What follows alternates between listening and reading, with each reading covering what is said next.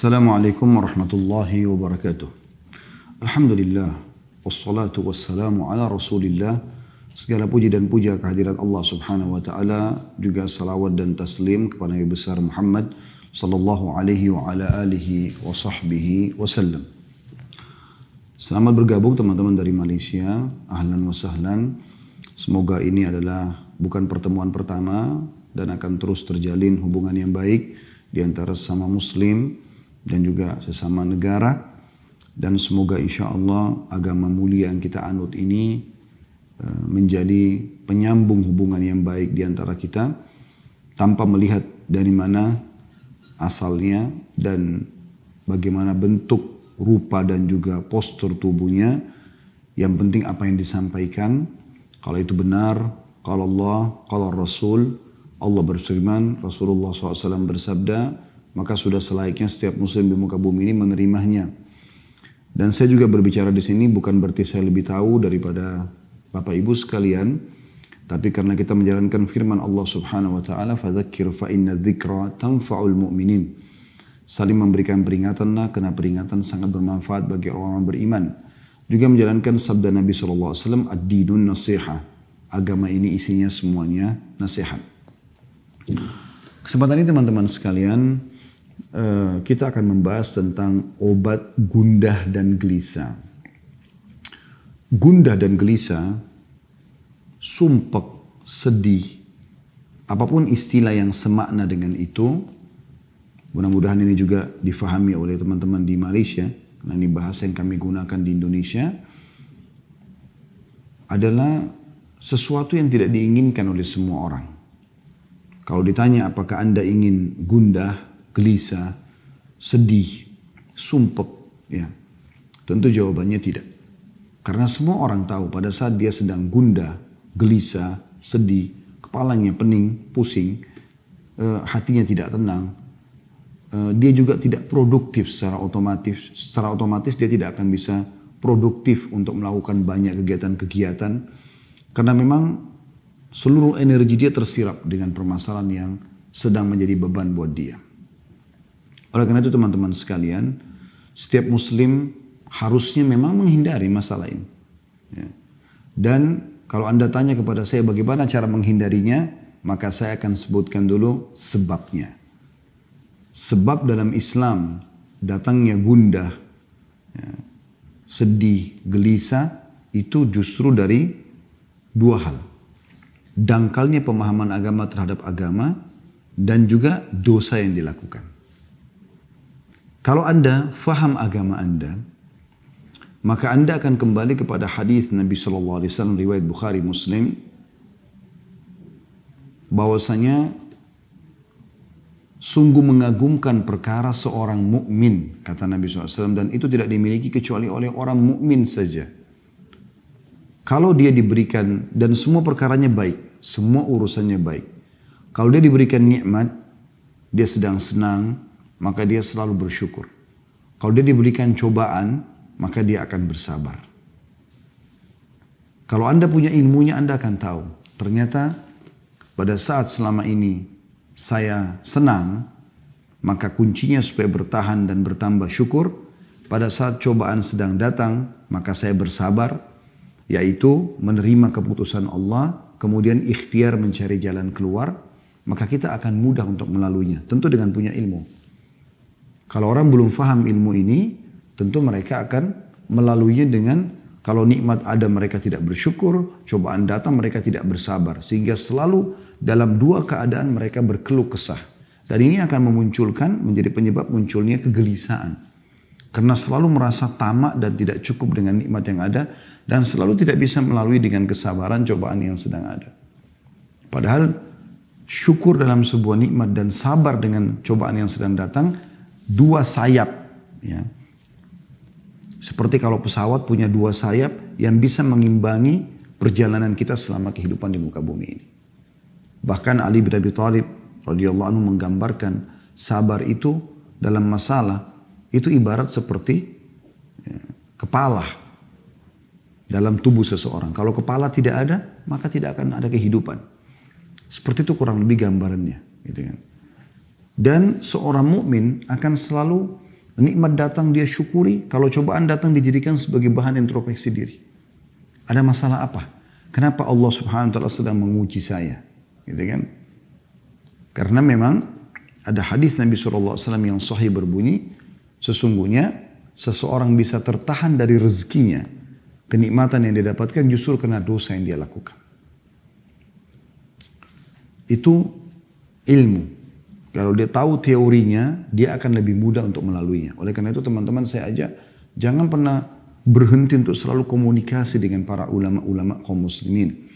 Dengan da'i-da'i.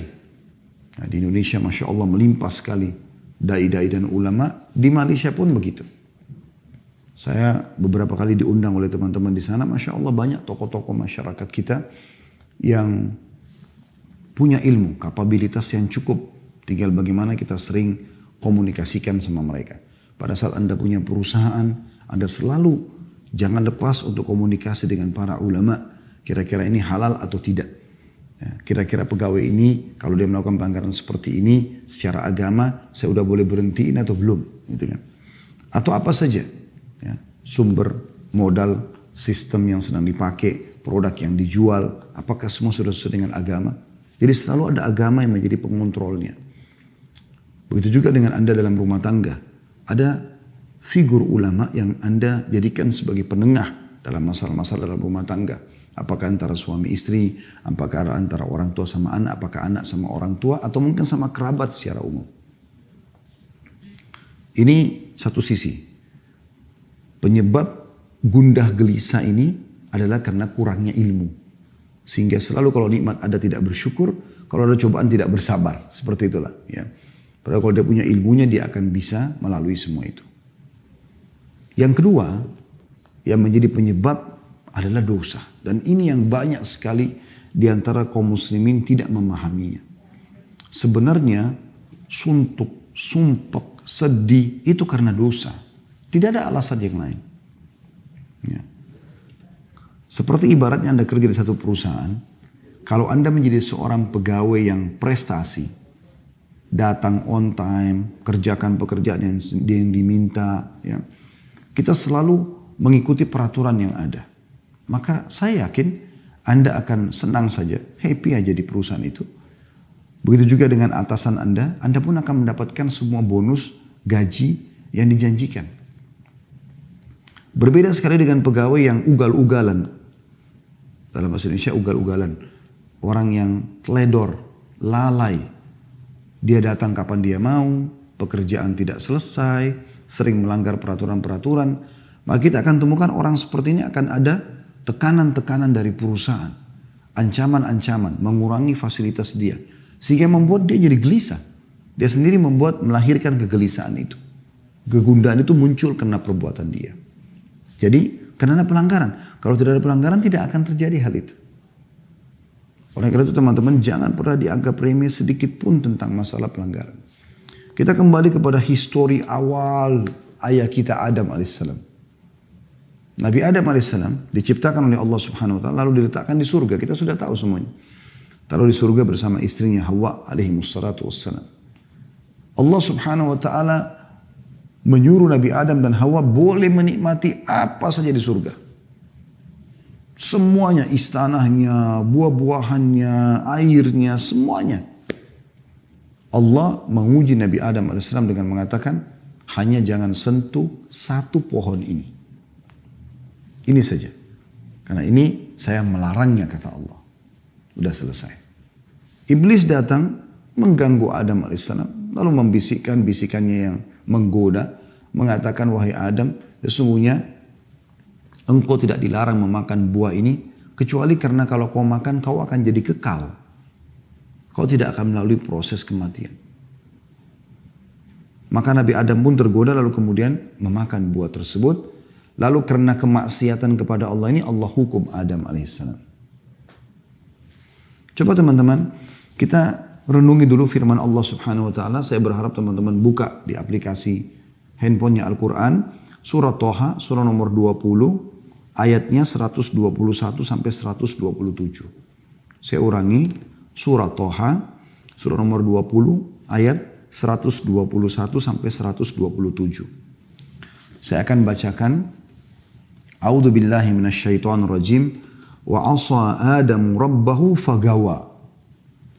Thumma ijtabahu rabbuhu fataba 'alaihi wa hada. Qala ihbita minha jami'an ba'dukum li ba'din aduwwun fa imma ya'tiyannakum minni hudan faman ittaba'a hudaya fala yadhillu wa la yashqa. ومن أعرض عن ذكري فإن له معيشة ضنكا ونحشره يوم القيامة أعمى قال رب لما حشرتني أعمى وقد كنت بصيرا قال كذلك أتتك آياتنا فنسيتها وكذلك اليوم تنسى وكذلك نجزي من أسرف ولم يؤمن بآيات ربه ولعذاب الآخرة أشد وأبقى. Terjemahannya, dan Adam pun mendurhakai Rabbnya. Ini awal kemaksiatan terjadi. Maka ia pun sesat. Allah sudah larang. Allah subhanahu wa ta'ala sebagai pencipta, saudaraku seiman, memberikan kepada anda banyak sekali nikmat. Dan opsinya, pilihannya banyak sekali. Kayak misalnya makanan. Boleh makan sapi, kambing, ayam, kelinci. Semua hewan yang ada di lautan. Halal. Dan Allah haramkan sebagian. Babi, anjing atau yang bertaring.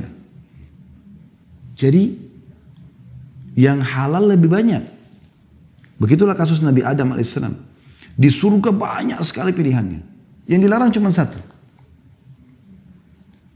Tapi ternyata efek daripada pelanggaran pada satu ini membuat Nabi Adam AS dikeluarkan dari surga itu. Dikeluarkan dari fasilitas yang ada. Perhatikan selanjutnya, kemudian Rabbnya Adam alaihissalam memilihnya, maka dia menerima taubatnya dan memberi Adam petunjuk. Artinya pada saat itu Nabi Adam alaihissalam menyesal, kemudian beliau bertaubat dan Allah terima taubatnya. Lalu Allah berfirman, turunlah kamu berdua dari surga bersama-sama. Sebagian kamu menjadi musuh sebagian yang lain, Adam dan iblis yang menggodanya.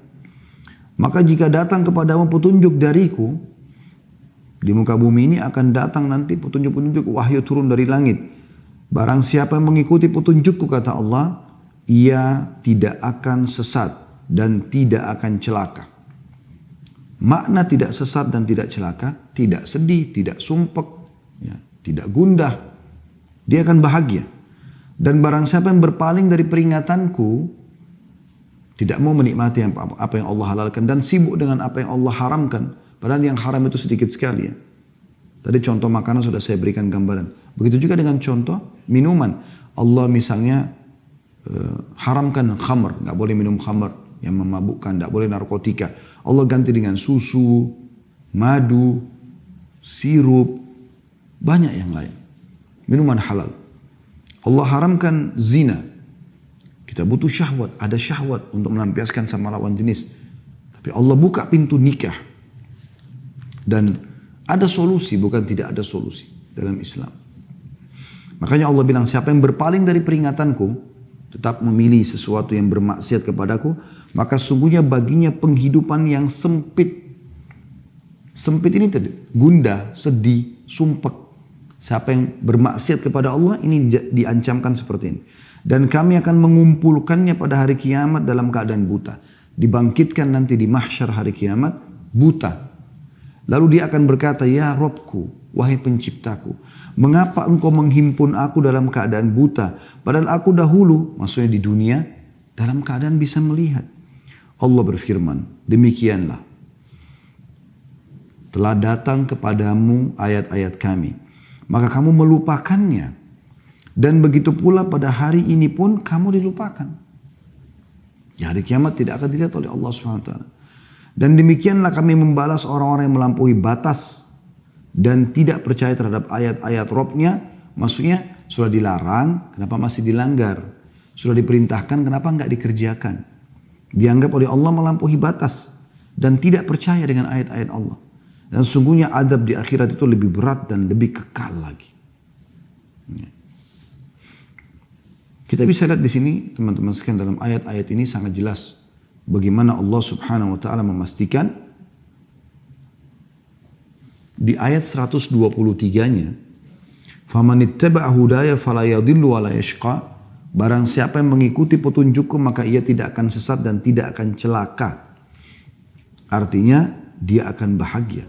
Di 124-nya Allah mengatakan, "Wa man a'rada an dzikri fa inna lahu ma'isyatan danka." Ya, dongka.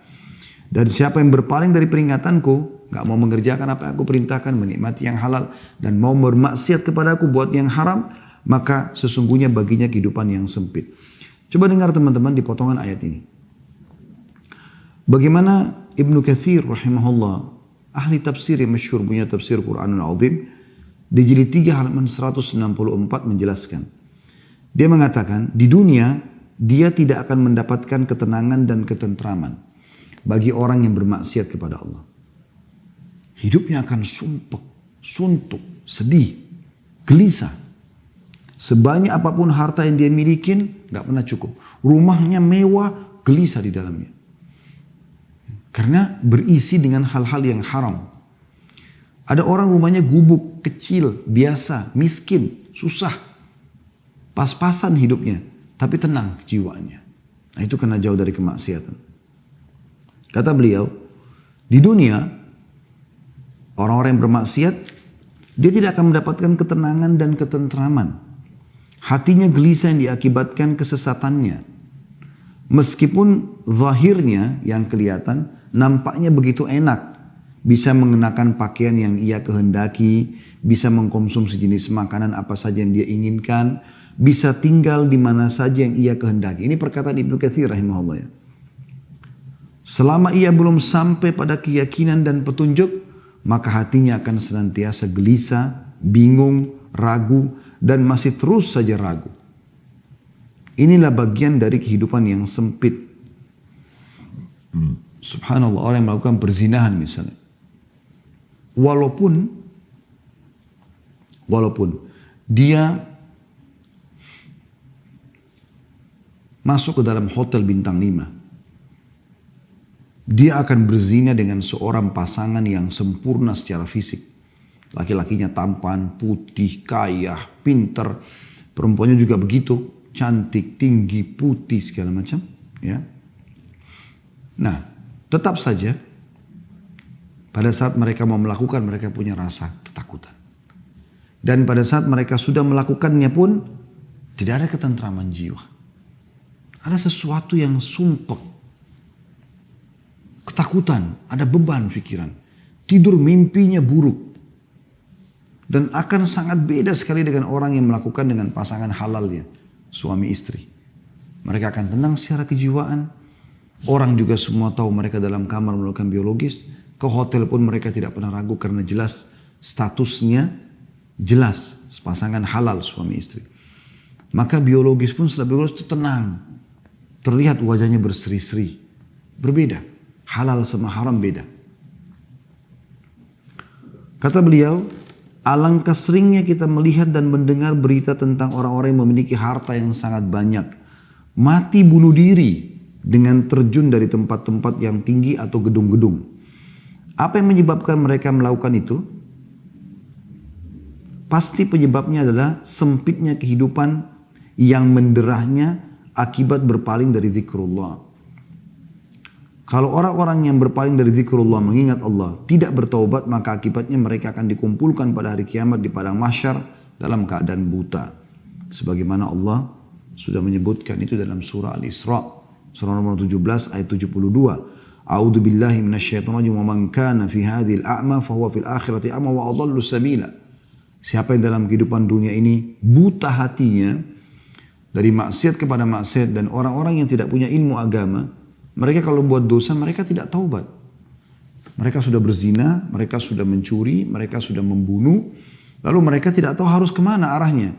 Besoknya diulangi lagi, berzina lagi, ke diskotik lagi, mabuk-mabukan lagi. Tambah sumpek di atas sumpek. Dan akhirnya membuat dia menutup hidupnya dengan bunuh diri. Berapa banyak orang, aktor-aktor yang sudah terkenal, sudah sampai pada tingkat ya, terkenal sekali, famous sampai luar biasa, seluruh dunia mungkin mengenalnya. Tapi ditutup hidupnya dengan narkotika, ditutup hidupnya dengan bunuh diri. Ya. ribut rumah tangganya, dan segala macam hal. Tidak sedikit ada orang yang datang konsultasi sama kami begitu keadaannya. Secara zahir kelihatannya bahagia. Karena selalu di medsos itu tampil mesra sama pasangannya, expose ini, expose. Tapi di dalam tidak seperti itu. Mereka ada yang banyak datang kepada kami berbicara dan ternyata tidak seperti itu keadaannya. Tidak seperti apa yang diperlihatkan di depan umum. Dan itu yang terjadi.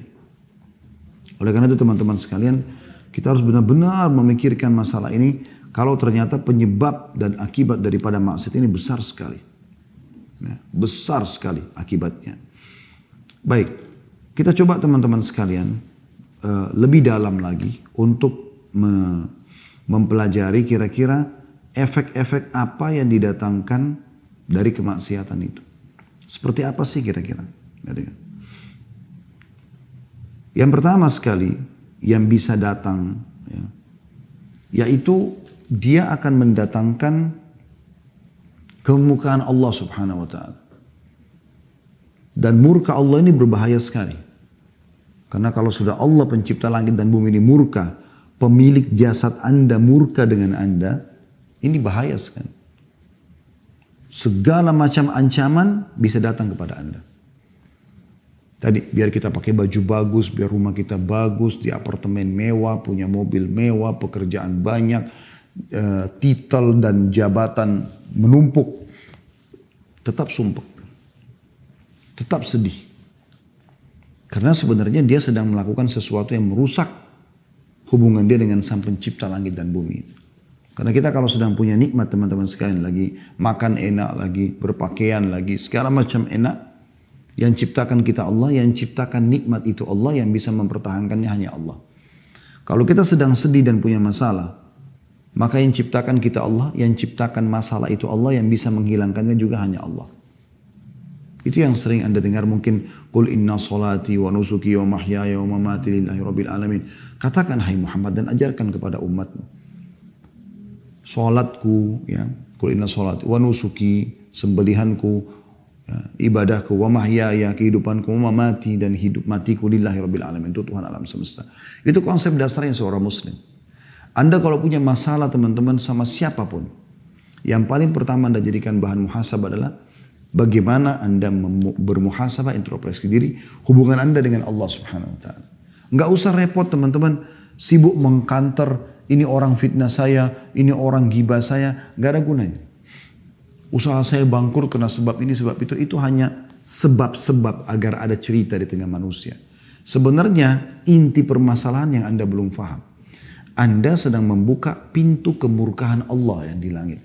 Sehingga Allah mendatangkan sebab permasalahan itu muncul semuanya. Perhatikan hadisnya riwayat Imam Ahmad. Kata baginda Nabi SAW, Allah berfirman dalam hadis Qudsi, Aku Allah, tidak ada Tuhan selain aku. Jika aku ditaati, aku ridho. Dan jika aku ridho, maka aku akan memberi berkah. Dan keberkahanku tidak ada akhirnya. Jadi kalau aku sudah ridho, kata Allah SWT, aku akan berikan apa saja.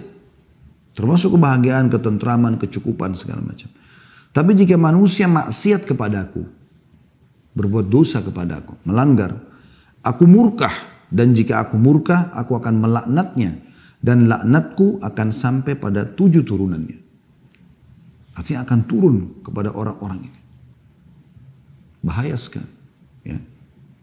Dan ini poin yang harus digarisbawahi teman-teman. Cukup kemurkaan Allah Subhanahu wa Ta'ala ini datang kepada kita, ini bahaya sekali. Maksiat kepada Allah juga ini bisa menghalangi Anda dari ilmu. Ide-ide yang bagus, yang brilian gitu. Dinukil dalam sebuah kisah Imam Syafi'i rahimahullah berkata, beliau sering kalau dikasih hafalan oleh gurunya Imam Waqi, hafal lupa, hafal lupa.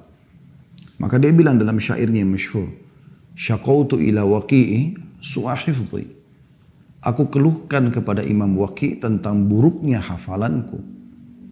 Fa akhbarani bi anna fa arsyadani ila tarki ma'asi. Maka dia memerintahkanku untuk meninggalkan dosa-dosa. Wa akhbarani bi anna ilma nurun, dan dia menyampaikan kepadaku bahwasanya ilmu itu adalah cahaya. Ya. Wa nurullahi la yu'ta li 'asi. dan cahaya Allah tidak akan diberikan kepada orang yang bermaksiat. Oleh karena itu teman-teman sekalian, maksiat Anda lakukan ini akan menghalangi Anda dari ilmu agama, memahami ilmu agama. Dan ini adalah panduan hidup Anda. Ilmu agama ini seperti bodyguard. Karena Anda mau makan, mau minum, mau bergaul, mau bekerja, ilmu agama akan datang seperti bodyguard. Ini boleh, ini nggak boleh. Ini nggak bisa Anda fahamin karena buat maksiat. Hilang panduan hidup itu. Begitu juga Anda tidak punya ide-ide lagi untuk bisa mengembangkan usaha apa. Susah. Karena kemaksiatan yang sedang terjadi. Sebaliknya orang-orang yang taat, orang yang beriman itu akan lebih mudah bagi dia. Yang ketiga, akan terhalangi dari rezeki yang Allah berikan. Disebutkan dalam sebuah hadis riwayat Ahmad, kata baginda Nabi SAW, sesungguhnya seseorang akan diharamkan dari rezekinya sebab perbuatan dosa yang ia lakukan. Jadi ada rezeki-rezeki yang harusnya sampai kepada Anda, tapi kan Anda bermaksiat maka tidak dapat. Ya. Ini satu kerugian yang luar biasa. Kemudian yang keempat teman-teman sekalian, tadi itu yang ketiga ya. Pelaku-pelaku maksiat ini akan dijauhi oleh manusia. Misalnya orang khianat, pendusta, ya, orang yang suka fitnah, adu domba. Ini semua teman-teman akan dijauhi oleh manusia. Nggak ada orang yang suka sama dia. Dan ini masalah lain dalam hidupnya dia. Dan ini juga akan membuat orang sumpek, sedih. Karena memang tidak ada orang yang mau berteman sama dia. Yang kelima, nampak di ronah wajahnya itu tanda-tanda perbuatannya. Dikatakan oleh Ibnu Abbas radhiyallahu anhuma, sesungguhnya perbuatan maksiat itu meninggalkan bekas hitam di wajah, noda hitam dalam hati, ya, lemah pada fisik, sempit dalam rezeki, dan kebencian dalam hati manusia.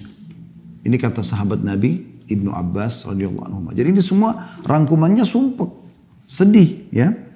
Saya ulangi kata beliau, sesungguhnya perbuatan maksiat meninggalkan bekas hitam di wajah. Entah seperti apa, tapi orang kalau lihat kayak nggak ada cahaya wajah itu. Ada mungkin orang miskin, hidupnya susah, tapi karena selalu taat kepada Allah, wajahnya bercahaya. Kalau Allah bisa memberikan kepada kita digabungkan, alhamdulillah, kita sudah kaya, mampu, pintar, maka Allah berikan gabungan antara pencahayaan di wajah dan juga rezeki yang melimpah. Noda hitam dalam hati, hatinya kelam, sumpek. Karena kalau hati terang, dia akan senang, bahagia. Kemudian lemah pada fisik, mudah sakit, kena penyakit-penyakit kronis. Kita temukan Masya Allah orang-orang yang saleh dan saleha jauh dari semua ini. Bahkan kita temukan hidupnya husnul khatimah, meninggal masih dalam keadaan sehat, umur 70 tahun, 80 tahun, dalam keadaan sujud, baca Quran, lagi sholat Jumat, meninggal dunia. Beda dengan ahli maksiat ini, meninggal dalam keadaan tabrakan, narkotika, ya, di penjara dan segala macam hal. Kemudian sempit dalam rezeki. Dan yang terakhir kebencian manusia. Orang tidak suka dengan orang-orang yang berbuat maksiat ini. Secara fitrah. Orang yang suka, walaupun tampan, walaupun cantik, tapi lisannya tajam, suka nyakitin orang, orang gak suka berteman sama dia. Dan ini hal yang luar biasa teman-teman sekalian, yang harus diperhatikan baik-baik. Efeknya luar biasa. Kemudian yang keenam, lidahnya itu bisa menjadi clue pada saat meninggal, ajal datang.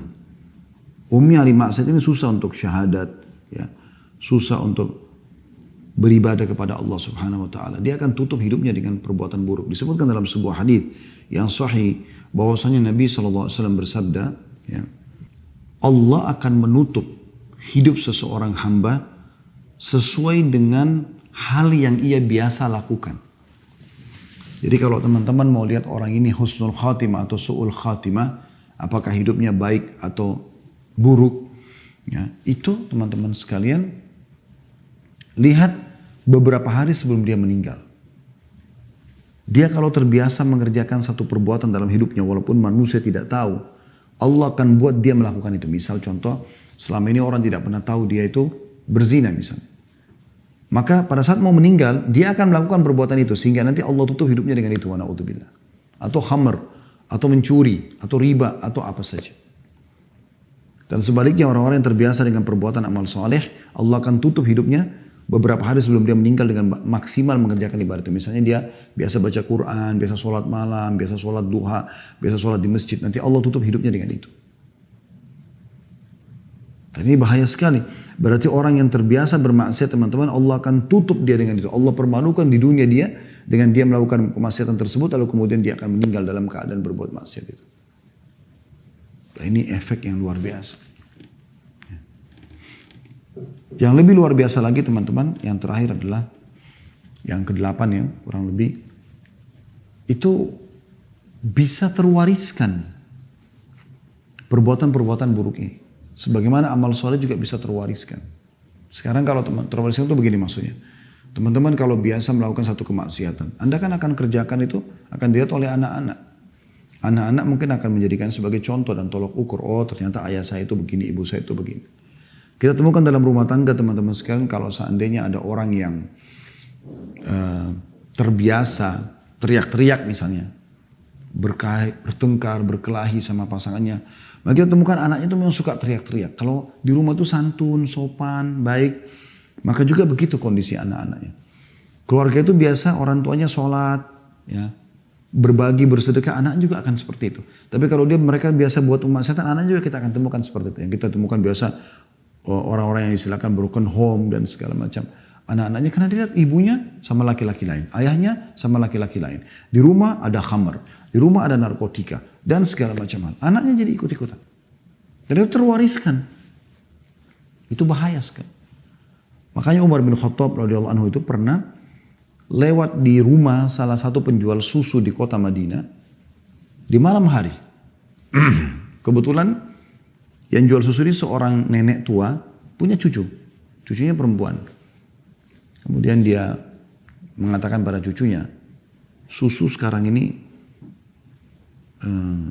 mulai banyak saingan yang menjual. Dan kita perlu menambah dengan air, campur dengan air. Supaya kita juga bisa dapat keuntungan. Kata cucunya, perempuan juga cucunya mengatakan kepada neneknya, kalau Umar tahu, Umar akan marah dengan kita. Sebenarnya Umar bin Khattab radhiyallahu anhu lagi ada di dekat dinding rumah mereka. Ya. Dia sedang mendengar itu. Tapi mereka berdua ini tidak tahu kalau Umar bin Khattab ada di situ. Maka kata neneknya, Umar nggak ada, Umar nggak dengar. Kata si anak perempuan tersebut dengan penuh keyakinan. Sambil menangis dia mengatakan, kalau Umar tidak tahu bagaimana dengan Tuhannya Umar. Saya takut nenek. Maka dia pun menangis terisak-isak. Apa yang terjadi? Dengan tangisan si anak perempuan, cucu perempuan tadi ini, Umar bin Khattab pulang ke rumahnya, bangunkan anak-anak laki-lakinya, lalu menawarkan siapa yang mau menikah dengan cucunya penjual susu. Pada waktu itu Umar bin Khattab khalifah. Anaknya semuanya ada anak-anak raja. Disuruh nikah dengan cucu penjual susu. Kenapa? Karena Umar bin Khattab tahu bahwasanya si cucu tadi ini tidak mungkin mengingatkan neneknya sambil menangis kecuali karena keimanannya. Umar bin Khattab membeli keimanan itu karena tahu nanti juga akan terwariskan itu.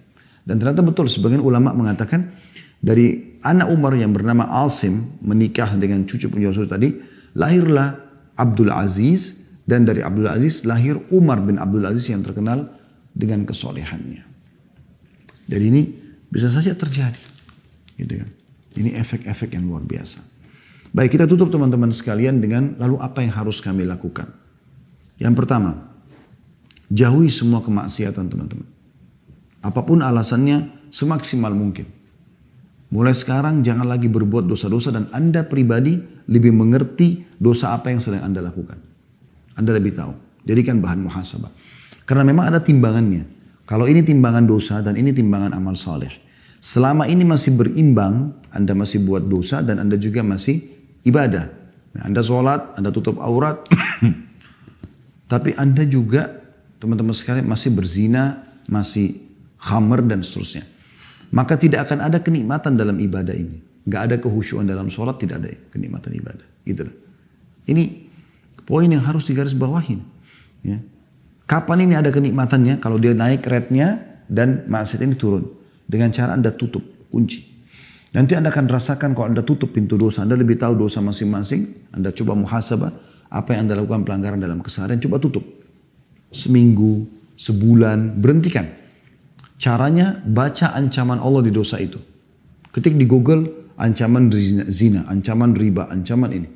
Supaya Anda tinggalkan. Nanti ini kalau terkunci, Anda lakukan ibadah yang biasa saja. Sholat 5 waktu, sholat duha, zikir pagi petang, baca beberapa ayat Al-Quran, silaturahim keluarga yang sudah biasa. Ini akan naik nanti, naik. Nanti Anda akan rasakan kehusyuan yang luar biasa. Yang Anda tidak rasakan sebelumnya. Kan begitu. Jadi tinggalkan semua maksiat. Karena maksiat itu untuk dipelajari dan ditinggalkan. Kalau Anda pernah lakukan dulu, bertaubat kepada Allah. Taubat itu adalah tiket VIP untuk menuju kepada surga Allah SWT dan juga mengembalikan semua fasilitas di dunia. Karena dengan taubat, berarti dimaafkan kesalahan kita, rezeki akan datang kepada kita di dunia dan di akhirat kita akan selamat masuk surga insya Allah. Yang kedua teman-teman sekalian, jadikan sebagai bahan introspeksi diri. Selain jauhkan maksiat. Kalaupun sampai sudah terjadi sumpek dan sedih itu, jadikan bahan muhasabah. Kalau Anda punya kesalahan, taubat kepada Allah. Kalau Anda tidak salah dan ternyata ada gunjingan, ada fitnah yang datang, maka itu murni cobaan dari Allah. Anda bersabar. Aisyah radhiyallahu anha ummul mukminin difitnah, berzina sama Safwan, padahal beliau tidak kerjakan. Tapi itu hanya akan menambah kemuliaan bagi dia. Karena kadang-kadang untuk pindah ke satu level, Allah datangkan ujian kepada Anda. Kata sebagian ulama, ada sebagian hamba Allah, ini perumpamaan, yang dia akan disampaikan oleh Allah di derajat yang sangat tinggi di surga. Yang dia tidak bisa jangkau kecuali dengan 100 tahun sholat malam, 100 tahun sholat duha, 100 tahun sedekah, 100 tahun bakti sama orang tua. Tapi umur dia hanya 60 tahun. Umur dia hanya 60 tahun. Maka Allah datangkan ujian buat dia. Dia difitnah, bangkrut usaha, kena penyakit 10 tahun untuk mencapai derajat tersebut. Karena dengan amal sholat dia tidak cukup. Kalau dia tidak ada buat kesalahan. Kalau dia buat kesalahan ya sudah introspeksi diri. Tutupin aib itu, bertobat kepada Allah, kembali kepada Allah SWT. Jadi poin pertama, tinggalkan semua maksiat semaksimal mungkin. Kalau Anda bisa lakukan sudah selesai, alhamdulillah.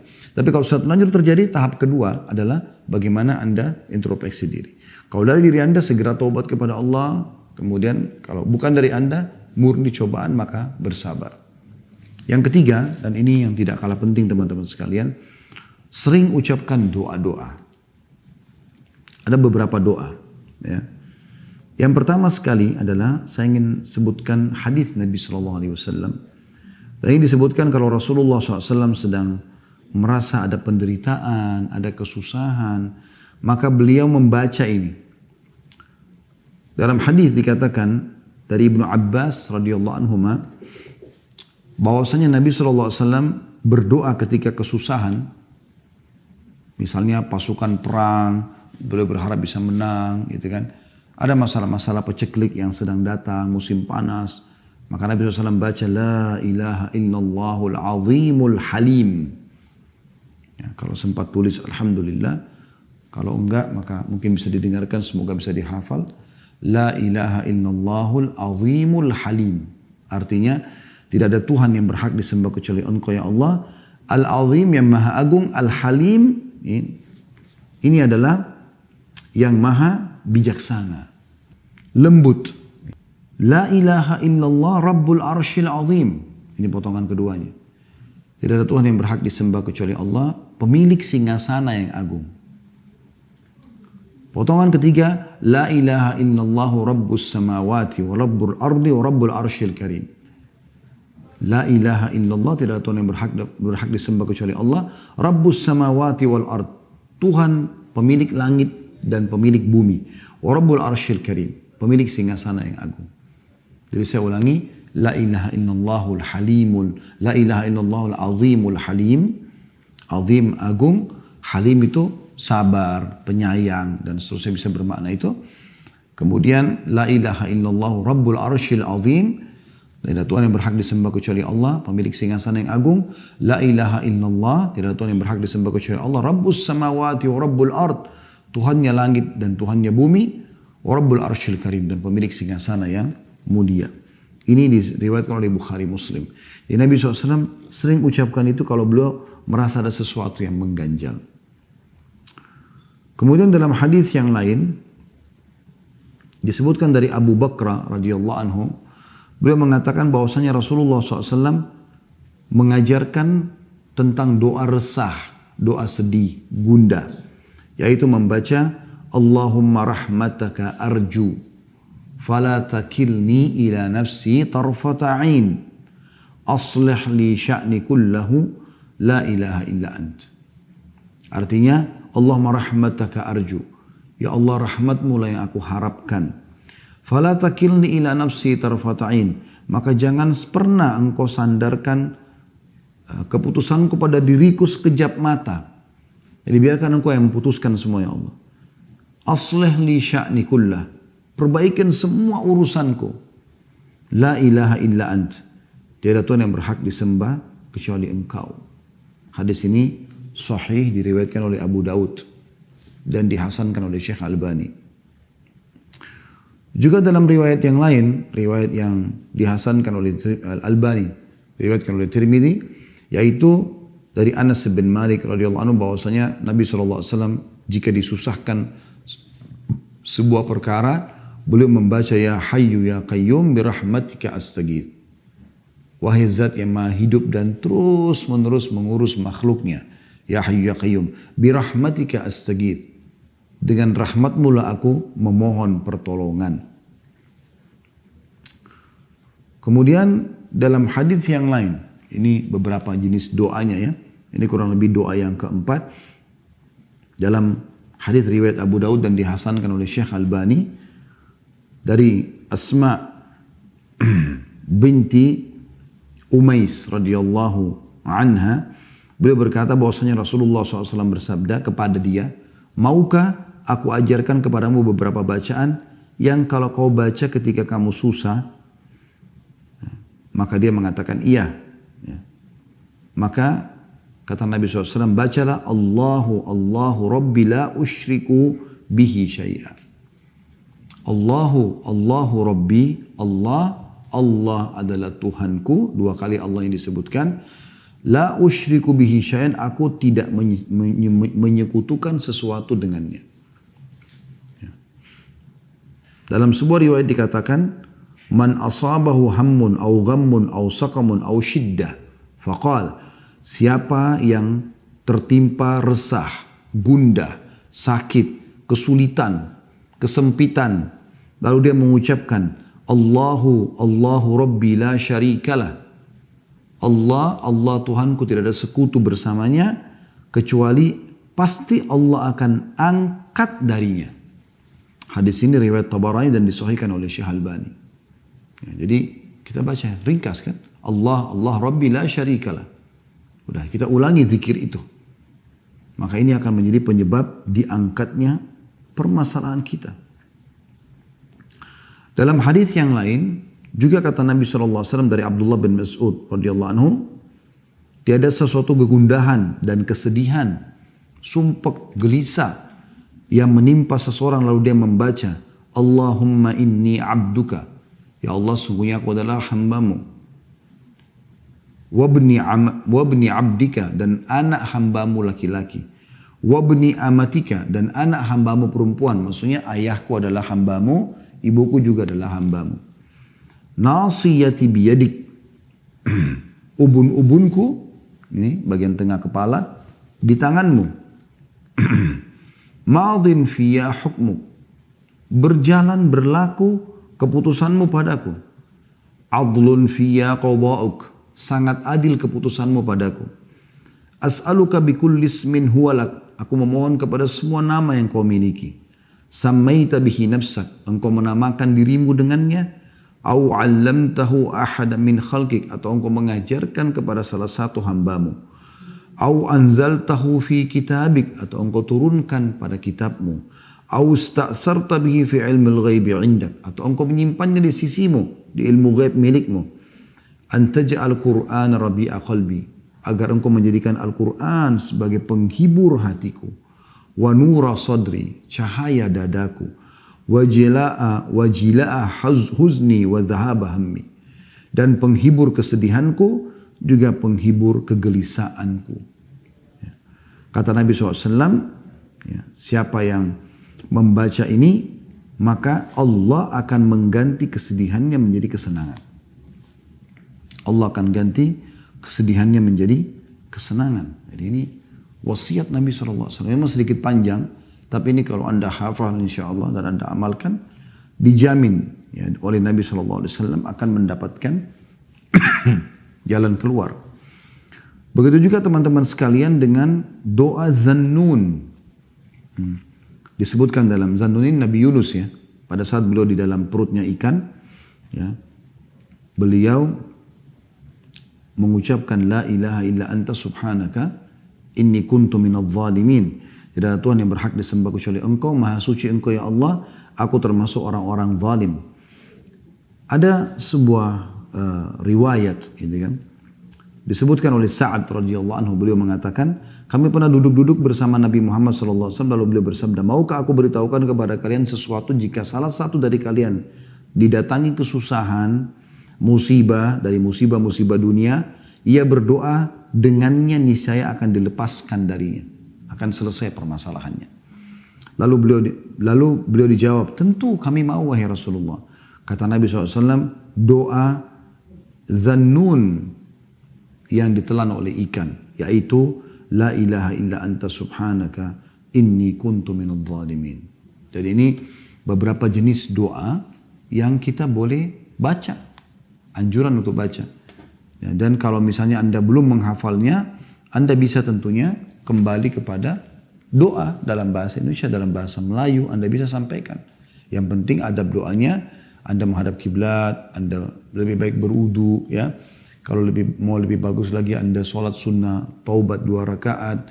Selesai salam, anda mengangkat tangan ke langit. Jangan lupa puji Allah dulu minimal, alhamdulillah. Kemudian baca salawat kepada Nabi SAW. Wassalatu wassalamu ala rasulillah. Lalu bahasa Melayu atau bahasa Indonesia. Ya Allah, sungguhnya hambamu ini telah tertimpa penyakit yang sudah sekian tahun menderita. Ya. Angkatlah penyakit ini ya Allah, hanya Engkau lah yang bisa memberikan kesembuhan. Ya Allah, hambamu ini sudah lama menikah, belum memiliki keturunan. Maka mudahkanlah keturunan untukku ya Allah. Sebagaimana Engkau karuniakan keturunan kepada Nabi Zakaria. Ya. Karena Nabi Zakaria menikah kurang lebih 70 tahun baru dapat anak. Ya. Kemudian bisa juga misalnya ada masalah lain, ya Allah, sungguhnya hamba sudah terlilit utang yang sangat banyak. Ya, dan ini kesalahan hamba mohon ampun kepadamu ya Allah. Mudahkan hambamu untuk selalu ya, bisa punya peluang untuk menyelesaikan utang tersebut sebelum meninggal dunia. Dan semua keluh kesah kita bahasakan dengan penuh keyakinan teman-teman. Karena kata Nabi SAW, berdoalah kalian kepada Tuhan kalian dalam kondisi yakin akan diterima. Karena Allah tidak akan terima doa dari hati yang lalai. Dari hati yang lalai. Ya. Ini kurang lebih gambarannya. Kalau kita simpulkan sebenarnya jauhi kemaksiatan teman-teman sekalian. Karena dia sumber kesedihan, sumpah, sedih dan segala macam. Bahkan salah satu dari para salafus saleh pernah berkata, aku tahu aku punya dosa kepada Tuhan Allah pada saat aku melihat perubahan sikap dari pasangan hidupku. Kebetulan karena dia laki-laki, dia mengatakan perubahan sikap dari istriku dan juga tungganganku. Bahkan tikus yang masuk ke dalam rumahku. Artinya orang kalau jaga hubungannya sama Allah SWT, Allah akan jaga semua fasilitas yang ada pada dia. Allahu a'lam.